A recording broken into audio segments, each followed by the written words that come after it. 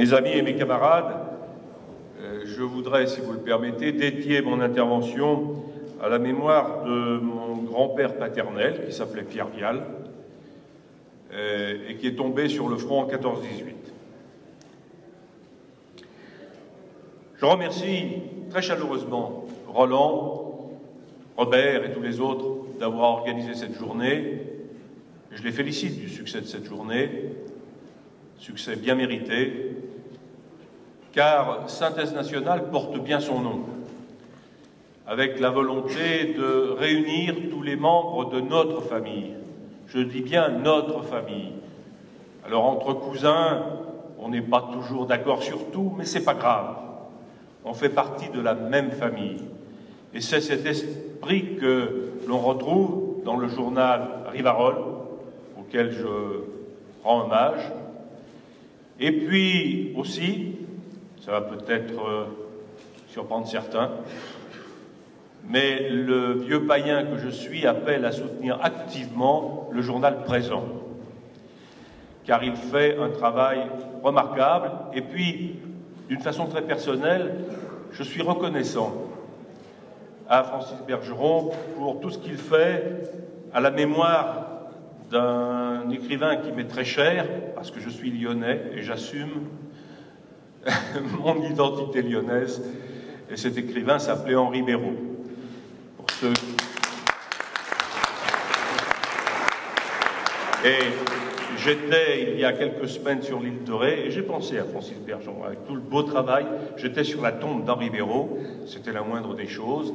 J'ai vu la petite maison modeste. Il faut savoir que c'est là qu'il a passé ces dernières années.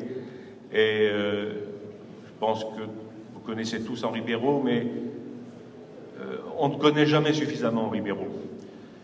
J'ai beaucoup lu Henri Béraud, mais je retrouve un plaisir renouvelé à le relire sans cesse. J'ai dû lire pour la 6e ou 7e fois cet été Le Bois du Templier pendu, qui est un très grand livre. Il n'est pas le seul, mais je voulais le dire. Merci à Francis Bergeron pour ce qu'il fait. Et puis, j'ai beaucoup apprécié tout ce qui a été dit au cours de cette journée sur la guerre des mots. J'avais publié il y a quelques années de ça un bouquin d'un de nos amis qui s'appelle précisément La guerre des mots. Cette guerre des mots, il y a longtemps que je suis conscient de l'enjeu qu'elle représente. Et je crois qu'aujourd'hui, plus que jamais, il faut effectivement revendiquer certains mots et sans aucun complexe. Dans le dernier numéro de la revue Terre et Peuple, j'ai fait un dossier qui s'appelle « Pour que vive notre Europe, à mort l'Occident ». Alors, il y a quelques amis qui m'ont dit « Toi, tu exagères peut-être un peu quand même, à mort l'Occident, il y a des gens qui ne vont pas comprendre. » Je dis « S'ils lisent la revue, ils vont comprendre. Ils vont comprendre que si je dis « à mort l'Occident », c'est parce que ce mot, qui a été un beau mot, j'ai été un lecteur très attentif et très fidèle de défense de l'Occident, de notre vieux et grand camarade Maurice Bardèche. J'ai eu quelques amis à une certaine époque, on va dire active, pour ne pas dire activiste, où nous appartenions à une fédération des étudiants nationalistes. Et ces amis ensuite ont fait un mouvement qui s'appelait Occident et qui était plein de très bonne volonté pour se battre contre les cocos. Donc, mais à l'époque, c'était cela. Occident, ça voulait encore dire refuser le communisme. Et ça justifiait en quelque sorte. Aujourd'hui, ce mot a été volé. Il a été volé parce que l'Occident aujourd'hui, c'est quoi? C'est l'axe Washington-Tel Aviv. Et la prétention insupportable des Yankees de diriger toute la planète. Et ça, on n'en veut pas. Jamais.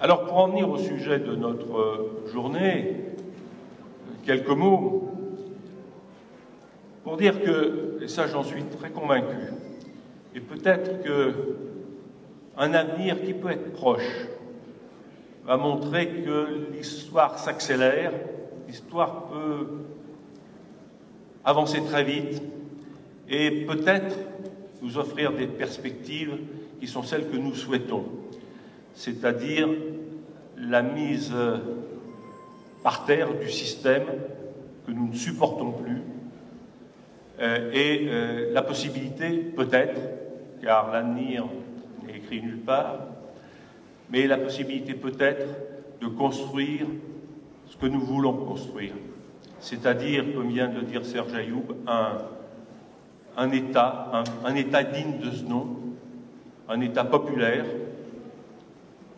Il faudra pour ça un parti populaire, peut-être, français quand même, de préférence. Oui, je vois des sourires, évidemment. Mais je fais un peu de pub pour mon ami Roland, qui vient de publier un beau numéro sur ce que je viens d'évoquer. Mais c'est vrai qu'il y aura peut-être des possibilités. Pourquoi? Parce que le XXIe siècle sera celui d'une révolution touchant tous les domaines, politiques, économiques, sociales, culturels, et cette révolution, c'est une révolution identitaire.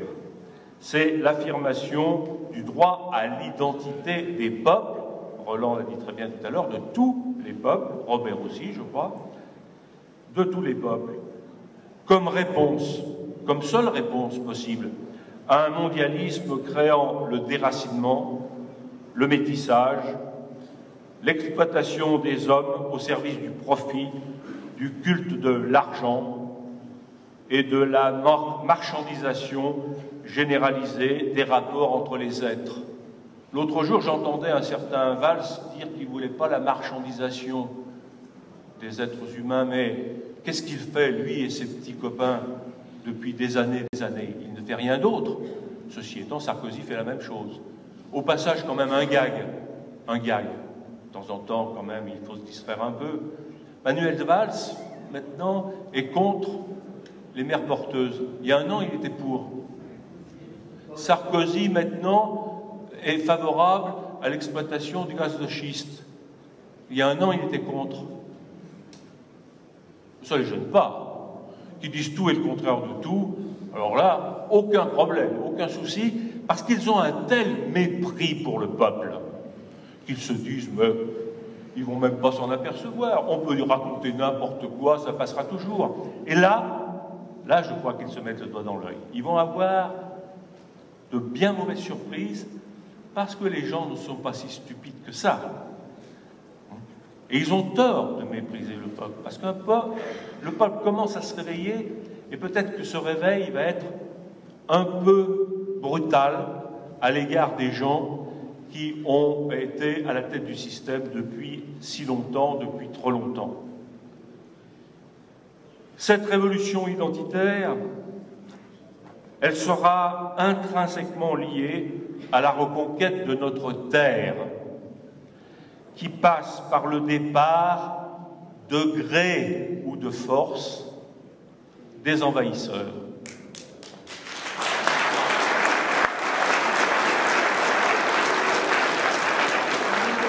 Parfois on me dit, mais ça ne sera pas possible, comment on va faire?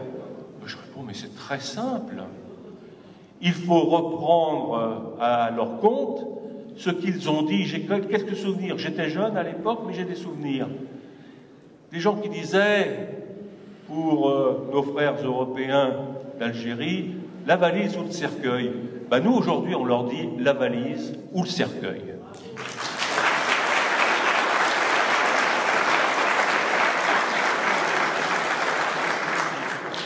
Alors j'entends aussi dire parfois que le grand mythe mobilisateur des patries charnelles a échoué. Je ne crois pas. Je ne crois pas parce que se multiplient sous nos yeux les signes annonciateurs de l'éveil ou du réveil des peuples.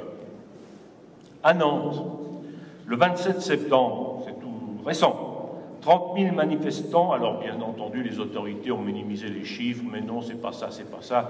Quand on était sur place, on voyait que c'était ça. 30 000 manifestants sont descendus dans la rue pour exiger la réunification de la Bretagne.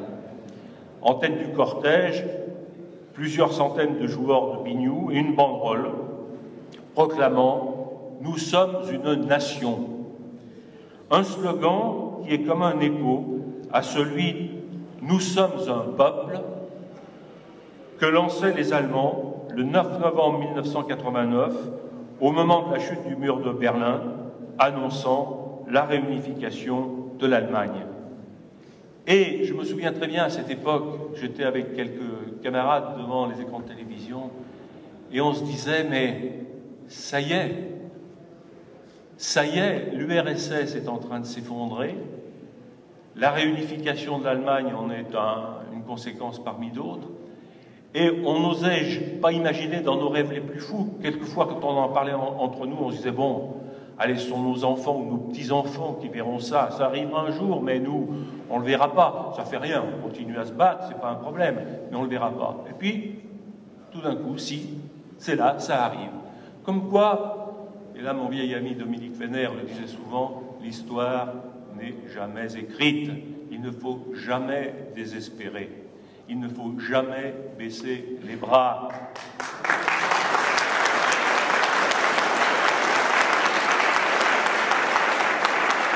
Vous savez, au Moyen-Âge, en Espagne, quand des gens qui s'étaient réfugiés dans les montagnes du nord de l'Espagne, ils n'étaient pas bien nombreux, c'était des résistants, des francs-tireurs, mais qui avaient décidé une chose, c'est qu'ils n'acceptaient pas le vol de leurs terres et l'installation de gens venus d'Afrique. Ils n'acceptaient pas.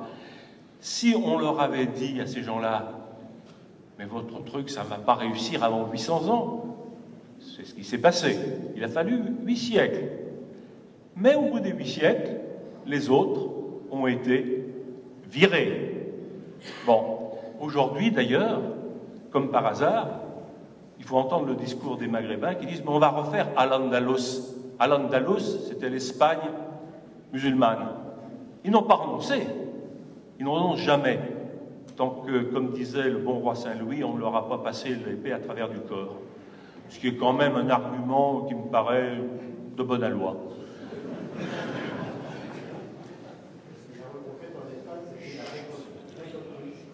Et puis, cette Reconquista, qui est un grand exemple pour nous, c'est pour ça que j'ai voulu donner à la table ronde de Terre et Peuple, qui aura lieu ici le 7 décembre, le titre « Reconquête, hier, aujourd'hui, demain ». Et évidemment, c'est aujourd'hui et demain qui sont importants, mais en se souvenant de ce qui s'est passé hier, à savoir que c'est possible. Moi, je ne supporte plus les gens qui disent « c'est pas possible ». Comment c'est pas possible? C'est le meilleur prétexte pour ne rien faire. Ah, vous comprenez, mon pauvre monsieur, on n'y peut rien. C'est comme ça, il faut accepter. Mais ces gens-là sont déjà soumis. Et soumis à quoi? À quelque chose qui s'appelle l'islam. Et vous savez certainement que l'islam, ça veut dire soumission. C'est tout un programme. Hein? Vous vous soumettez, ou alors... Ah ben oui. Ça s'appelle la guerre. Nous sommes sur une terre chrétienne. Alors, à Barcelone, autre exemple du fait que les peuples ne sont pas prêts à oublier leur identité, et heureusement. À Barcelone, le 11 septembre, là aussi c'est récent, 1 800 000 manifestants. Ça commence à faire du monde, hein, 1 800 000. Ont formé le V de la Victoire et brandi le drapeau catalan en occupant les principales artères de la ville de Barcelone. Ceci en annonce du référendum du 9 novembre pour l'indépendance. C'est bientôt, ça va être intéressant à suivre. Même si Madrid, mais aussi bien entendu Bruxelles, disent non, non, c'est défendu, interdit. Les Catalans répondent par un geste grossier que je ne ferai pas pour ne pas choquer les dames qui sont dans la salle, mais c'est très clair comme réponse. Hein. Bon. Et cette démonstration, organisée par un mouvement qui s'appelle Assemblée nationale catalane, qui est intéressant parce que sous la direction d'une femme remarquable, dont on ne parle jamais en France, parce qu'en France on parle de choses plus importantes sur les souvenirs d'une dame qui a partagé le lit de Hollande, ça c'est intéressant, ça. Bon, mais donc cette femme s'appelle Carme Forcadell. J'ai eu la chance de la rencontrer. C'est une, si vous me passez l'expression, une sacrée bonne femme. J'aimerais bien qu'on en ait beaucoup comme ça en France. Et elle base toute son action sur quelque chose de très simple, qui rejoint tout à fait les préoccupations et de synthèse nationale, et de Rivarol, et de présent. C'est regrouper des gens de toute tendance politique, unis par le même patriotisme. Ce qui me rappelle ce que m'a dit un jour, ça m'avait frappé, ce que m'a dit un jour le président de la Generalitat c'est le gouvernement de la Catalogne, devant les députés du Parlement catalan, lorsqu'il m'avait reçu avec quelques amis, à l'époque j'appartenais à une délégation d'élus d'un conseil régional, du Front National, je ne m'en cache pas, et je n'ai pas à m'en cacher. Et j'en avais profité, c'était consternant parce que les chers collègues qui étaient avec moi, venus de France, puisque la région Rhône-Alpes, ma région, était jumelée à la Catalogne, à la Lombardie, aussi au Bade-Württemberg, etc. Et je saisissais chaque occasion d'un déplacement officiel pour aller placer mon petit discours dans ces différents pays. Ce jour-là, j'ai fait un petit laïus, parce que très courtoisement, le président catalan dit aux Français, mes chers collègues, vous avez certainement quelques mots à nous dire. Bon. Et alors, mes collègues, qu'ils soient de droite ou de gauche, hein, pareil. Tous c'était « Ah ben on est bien content d'être là. »« Ah ben oui, c'est intéressant. Merci bien, parce qu'on avait été reçus royalement. Ah ben, on est bien content d'être là. » Bon. Moi, je m'étais dit, on va peut-être quand même leur dire autre chose. Je leur ai fait un petit laïus sur l'identité catalane.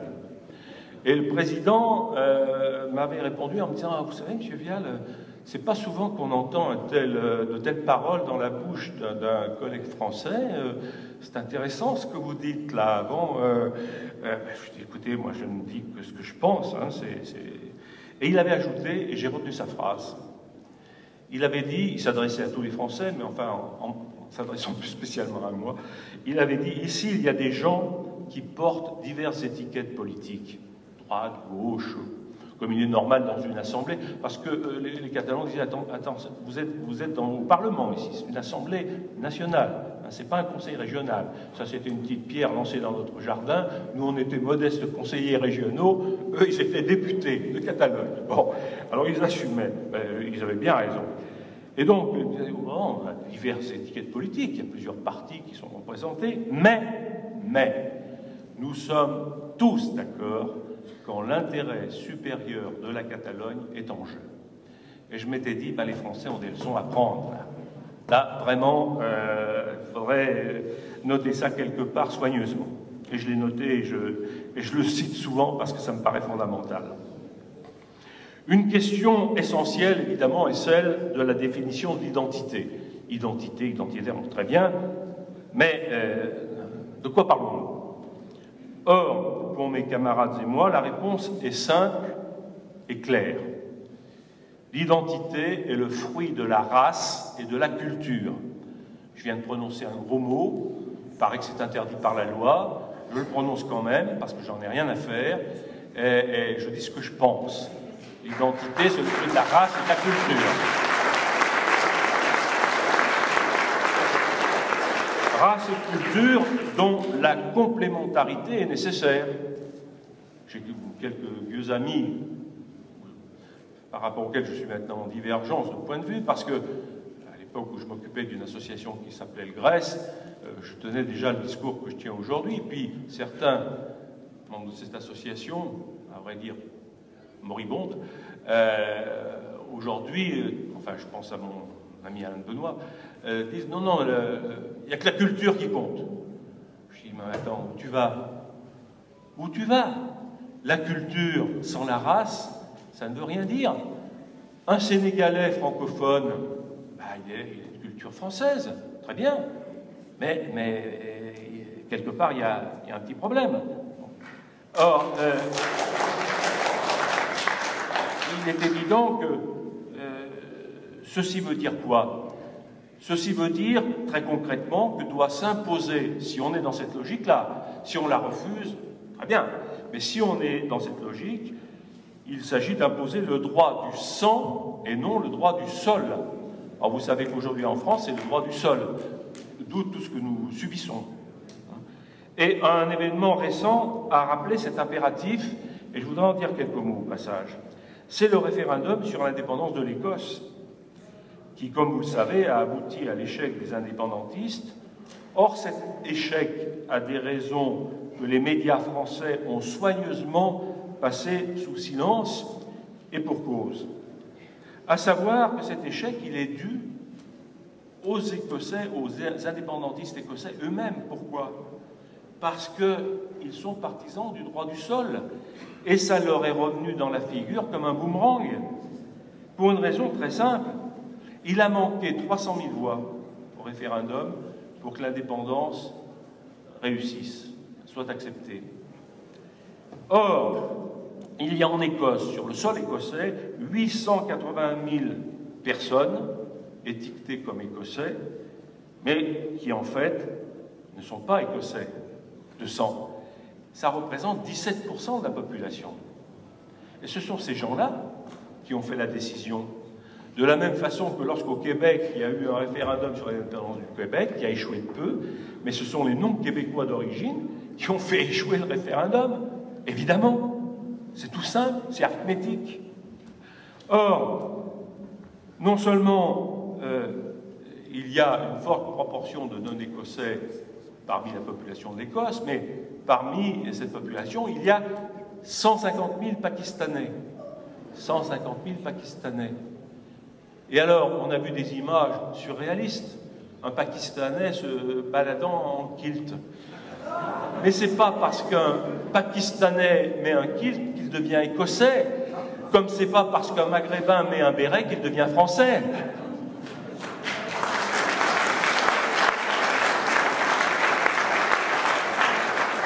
Et de plus, bien sûr, il a été interdit à des hommes et des femmes d'origine écossaise, mais installés hors d'Écosse, de participer au référendum. Droit du sol. Ils n'étaient pas en Écosse, donc ils ne sont pas considérés comme écossais, ce qui est une aberration. Bon. Et puis aussi, bon, ça n'a pas arrangé les choses, c'est bien évident.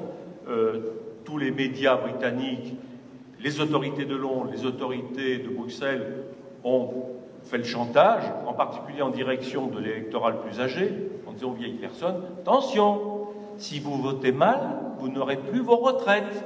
Ce qui était hallucinant, c'était totalement faux. Mais les braves gens, ils ont pris peur. Ils se sont dit, zut, plus de retraite, comment on va faire? Bon, donc, ils ont voté non. Mais ce qu'il faut se dire, c'est que cette génération de gens frileux, on peut leur pardonner, parce que, bon, ils n'étaient pas sûrs de leur avenir, même si l'avenir, pour eux, n'est pas très long, mais bon, on peut être un peu indulgent. Mais ces gens-là, pour des raisons biologiques, ne sont plus là rapidement. Et la majorité, la très forte majorité des électeurs écossais dans la tranche d'âge 18-35 ans a voté pour l'indépendance. Donc, l'évolution va se faire, et je ne veux pas jouer au prophète, mais on n'a pas fini de parler de la volonté d'indépendance de l'Écosse. En tout cas, le cas écossais est une illustration, à mon sens, flagrante de l'enjeu, droit du sang ou droit du sol.